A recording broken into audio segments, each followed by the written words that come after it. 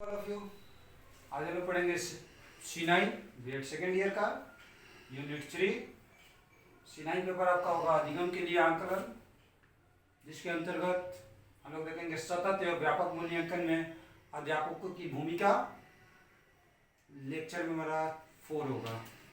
जैसे कल हम आप लोगों को बताया था कि सतत और व्यापक मूल्यांकन का आधार, तो हमने आपको क्या बताया था, उसकी 2 आधार होती है। पहला एक बताया था आपका लिखित, दूसरा बौद्धिक। लिखित बौद्धिक के अंतर्गत हमने आपको क्या बताया था कि लिखित मतलब कि जो लिखकर प्रस्तुत किया जाता है, जिसके अंतर्गत वस्तुनिष्ठ निर्माणात्मक प्रश्न आते हैं। बौद्धिक के अंतर्गत हमने क्या बताया था, जिसके अंतर्गत छात्र स्वयं से सोच समझकर अपने प्रश्नों का उत्तर देते हैं। बौद्धिक के अंतर्गत हमने ये भी देखा था कि शिक्षक का दायित्व होता है, यानी सत्रीय कार्य में क्या होता है, शिक्षक का दायित्व होता है छात्रों को गृह कार्य देना, कक्षा कार्य पर चर्चा करना, क्राफ्ट इत्यादि को बनाना, यानी कि वो देखना कि क्या बच्चे कितना कुछ जानते हैं। आज हम लोग देखेंगे सतत एवं व्यापक मूल्यांकन में अध्यापक की भूमिका।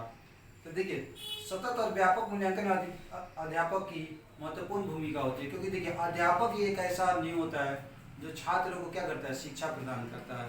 वो छात्रों को की पूर्ण रूप से जानकारियां प्राप्त करता है कि छात्र कितना कुछ जानते हैं, कितना कुछ सीखे हैं। क्योंकि शिक्षा की एक ऐसी प्रक्रिया है शिक्षण की, शिक्षक के द्वारा, जो कि क्या होता है निरंतर चलते रहता है। और शिक्षक क्या करते हैं, छात्रों को पूर्ण रूप से जान जाते हैं कि कौन सा छात्र किसके अंतर्गत, या उसकी क्या सोच है, या पढ़ाई लिखाई कैसा है, जो भी वो शिक्षक पूर्ण रूप से किसी भी छात्र के बारे में जानते हैं।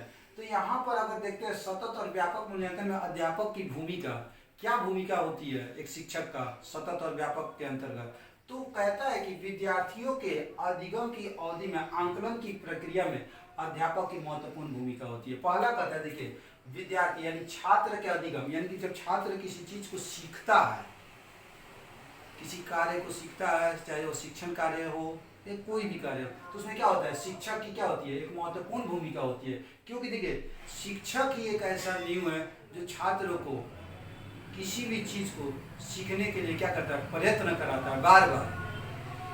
तो कहता है कि आंकलन में प्रक्रिया में अध्यापक की महत्वपूर्ण भूमिका होती है। क्यों होती है, क्योंकि इसके द्वारा यह आशा की जाती है कि अध्यापक द्वारा आंकलन की विधियों और प्रक्रियाओं में सर्वोत्तम समझ का प्रयोग होता है। क्योंकि देखिए शिक्षक ही जो होता है ना, वो छात्रों को क्या करता है, उसमें सर्वोत्तम समझ होती है। वो जानते हैं कि क्या कौन सा छात्र कितना कुछ जानता है, यानी कि शिक्षक अपनी समझ के अंतर्गत, शिक्षक अपनी समझ के अंतर्गत वो जानते हैं कि कौन सा छात्र कितना कुछ जानते हैं, और उनके लिए उनके द्वारा, यानी किसके द्वारा, शिक्षक के द्वारा जो आंकलन होता है वो मुख्य रूप से क्या होता है, 100% सही होता है। यानी कि वो किसी को क्या कहते हैं, किसी को अपना समझकर या पराया समझकर मूल्यांकन या आंकलन नहीं करते। उनके लिए सारे बच्चे क्या होते हैं, इक्वल होते हैं। इसलिए कहता है कि सतत और व्यापक मूल्यांकन अध्यापक की महत्वपूर्ण भूमिका होती है। आगे क्या कहता है, इसके द्वारा आशा की जाती है कि अध्यापक द्वारा आंकलन की विधि और प्रक्रिया में सर्वोत्तम समझ होता है।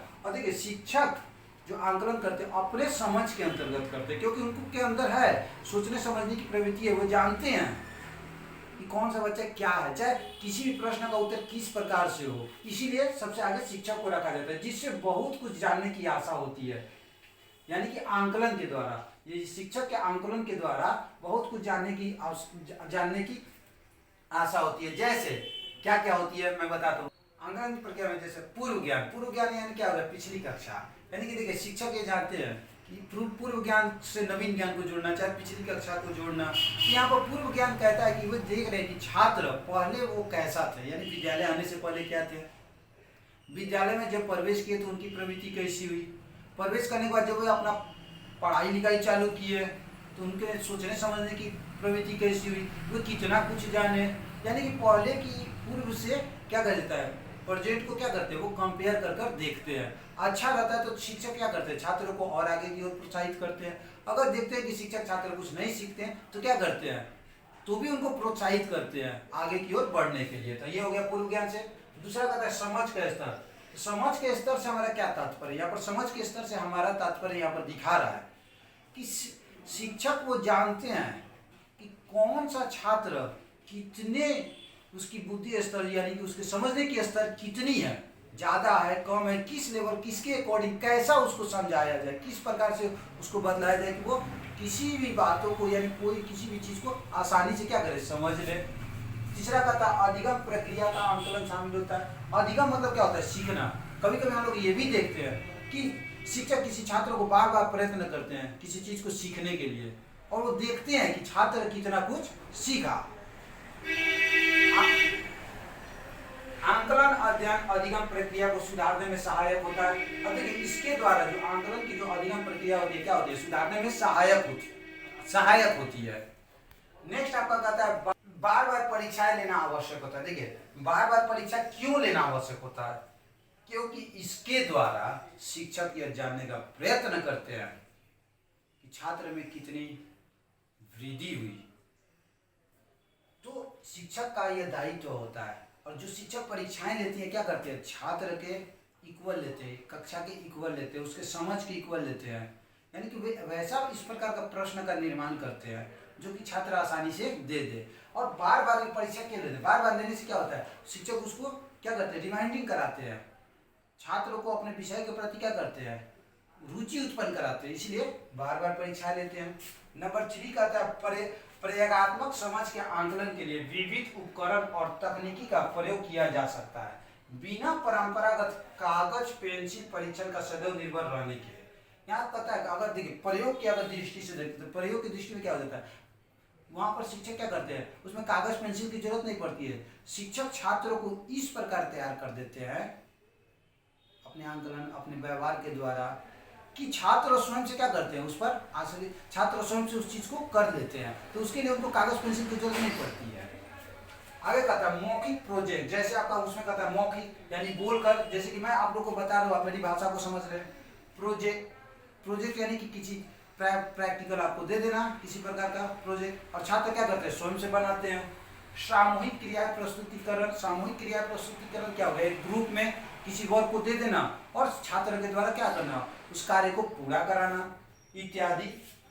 प्रत्येक विद्यार्थी को अपनी समझ विभिन्न योग्यताएं अधिगम शैली और कौशल दक्षता दर्शाने का मौका प्रदान करते हैं। देखिए शिक्षक यानी कि सतत व्यापक में शिक्षक की एक और महत्वपूर्ण भूमिका होती है कि वो प्रत्येक छात्र को अपनी दक्षता को यानी कि दक्षता यहाँ पर सीखने का या बोलने का क्या करते हैं, मौका प्रदान करते हैं। यानी कि मैंने पहले ही बताया उनके नज़र में सभी छात्र क्या होते हैं, इक्वल होते हैं, तो वो दक्षता प्रदान करते हैं, सारे छात्रों को मौका देते हैं कि वो देखना चाहते हैं कि कौन सा छात्र कितना कुछ जाना, कितना कुछ समझा, कितना कुछ नहीं समझा। 4 पॉइंट क्या करता है, विद्यार्थियों को प्रश्न का उत्तर देने के लिए प्रोत्साहित किया जाना। यानी कि देखिए शिक्षक के द्वारा बार बार छात्रों को क्या किया जाता है, प्रोत्साहित किया जाता है।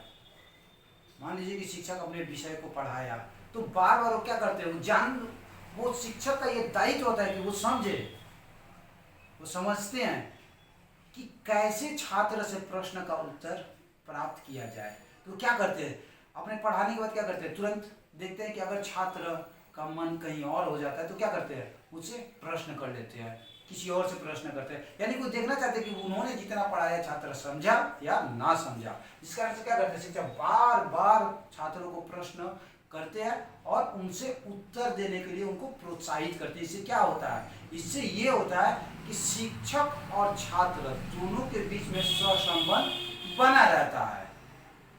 नेक्स्ट आपका कहता है गलत उत्तरों का प्रयोग बच्चों की समझ के स्तर का विश्लेषण के लिए।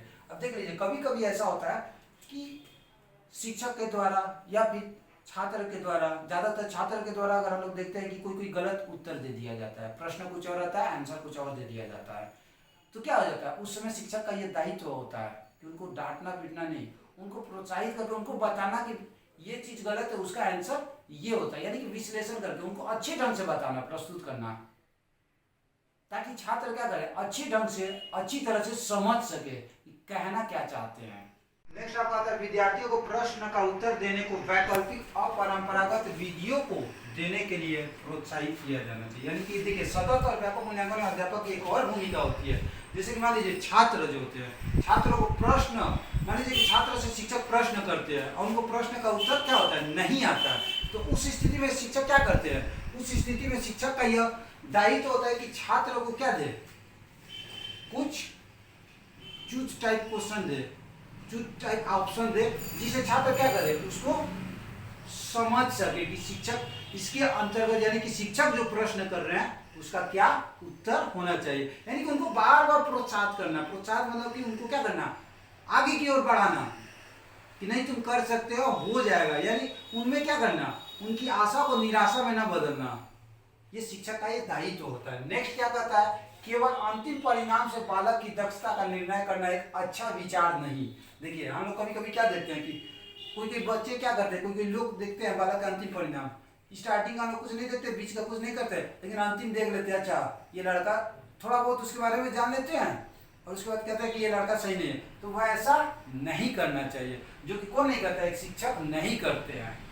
तो यानी कि उसका दक्षता का निर्माण करना एक अच्छा विचार नहीं है, बल्कि निर्णय प्रक्रिया उन्मुख होना चाहिए। यानी कि देखिए शिक्षक यहाँ भूमिका के अंतर्गत शिक्षक का ये दायित्व होता है, और शिक्षक का ये दायित्व हमेशा के लिए होता है कि क्या करते हैं शिक्षक, पहले पूरी बातों को सुनते हैं, समझते हैं, फिर उसके बाद क्या करते हैं, निर्णय लेते हैं, और निर्णय लेने के बाद जो फैसला होता है उसको क्या करते हैं, प्रस्तुत करते हैं या देते हैं। नेक्स्ट कहता है विद्यार्थी और अभिभावकों को अभिप्रेरित करने। देखिए विद्यार्थी और अभिभावक को अभिप्रेरित करना किस चीज में, मान लीजिए कि छात्र पढ़ने में कमजोर है तो अभिभावक को बताना कि आपका बच्चा ऐसा है, तो उसको क्या करना, प्रेरित करना, यानी कि आगे की ओर बढ़ने के लिए उसको प्रोत्साहित करना, अभिभावक को बताना कि नहीं ये कर सकता है, उनको निराशा नहीं देना। ये शिक्षक का एक बहुत बड़ा अहम कर्तव्य होता है। तो वही कहता है, और छात्रों को भी इसी बात को दिलासा देना कि आप कर सकते हो, यानी कि आपको प्रेरित, आगे की ओर बढ़ने के लिए उनको प्रेरित करना, और उनके सामने भाग लेने के लिए आंकलन परिणाम उपयुक्त विधि बताया जाए। और शिक्षक ये बताने, शिक्षक का ये दायित्व भी होता है, शिक्षक ये बताते हैं कि आपका छात्र चाहे आपका बच्चा किस कारण से कमजोर है या क्या उसमें कमी है, उस शिक्षक बताते हैं, और उस बताने के साथ साथ उस प्रॉब्लम का, यानी कि उस समस्या का समाधान का भी निदान बताते हैं। नेक्स्ट कहता है ऐसे कार्यों का निर्माण करता है जो गणनात्मक निपुणता का आंकलन करने की अपेक्षा प्रत्ययों के निर्माण को सुविधा प्रदान करे। यहाँ पर कहता है ऐसे कार्यों का निर्माण करना, गणनात्मक यानी कि सोचना, समझना, विचार करना, ये सारे चीज क्या करता है, एक सोच समझ कर, यानी कि यहाँ कहता है गणनात्मक निपुणता, यानी ऐसे कार्यों का निर्माण करना जो गणनात्मक निपुणता का आंकलन करने, गणनात्मक सोचना, समझना, विचार करना, उसके बाद निर्माण करना। तो ये होता है एक सतत एवं व्यापक मूल्यांकन में अध्यापक की भूमिका। सो माय डियर स्टूडेंट, आज हम लोगों ने देखा C9, जिसके अंतर्गत हम लोगों ने देखा सतत एवं व्यापक मूल्यांकन में अध्यापकों की भूमिका। So thank you, have a nice day.